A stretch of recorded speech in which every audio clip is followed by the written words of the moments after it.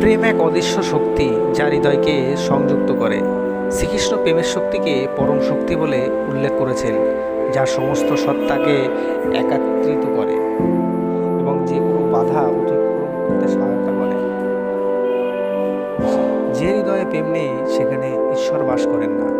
শ্রীকৃষ্ণ এখানে প্রেমকে ঈশ্বরের উপস্থিতির প্রতীক হিসাবে তুলে ধরেছেন, যা জীবনের সমস্ত কাজকে সত্য ভরা ও সুন্দর করে। যদি তুমি আমাকে ভালোবাসো তবে আমি তোমাকে সমস্ত কিছু দেব। প্রেমের প্রতি শ্রীকৃষ্ণের এই অমূল্য বাণী তার একাগ্র ভালোবাসা ও সমর্পণের প্রতি গভীর আস্থা প্রকাশ করে। ভালোবাসা কখনো পরিপূর্ণ হতে পারে না যদি না তা আত্মত্যাগের সঙ্গে যুক্ত থাকে। প্রেম কেবল চাহিদা নয়, বরং আত্মত্যাগের মাধ্যমে তার পূর্ণতা অর্জন করে। যে ব্যক্তি আমার প্রতি প্রেমে ভাসে সে কোনো কিছুতেই অভাব বোধ করে না। শ্রীকৃষ্ণর মতে প্রেমই জীবনের সব কিছু পূর্ণ করে এবং যে তার প্রতি গভীর প্রেমে ভাসে সে সব কিছুতে পূর্ণতা অনুভব করে। প্রেম হলো এক অবিনাশী শক্তি যা মানুষকে জীবনের সংকটগুলোর মধ্যে শান্তি ও সুখের অনুভূতি দেয়। প্রেমের এই শক্তি জীবনের প্রতিটি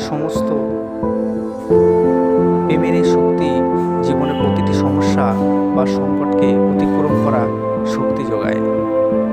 যে প্রেমে নির্ভীকতা থাকে,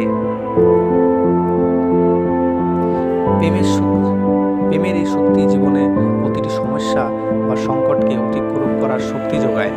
যে প্রেমে নির্ভরতা থাকে সেই প্রেমে কখনো হারিয়ে যায় না।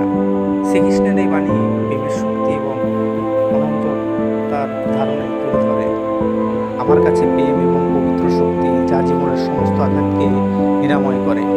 প্রেমকে শ্রীকৃষ্ণ পবিত্রতা এবং রক্ষা করার শক্তি হিসাবে ঘোষণা করেছেন। প্রেম অমৃতের মতো যা কখনো শুকায় না, এটি চিরকাল জীবন্ত থাকে। প্রেম কখনো নষ্ট হয় না বা হারায় না।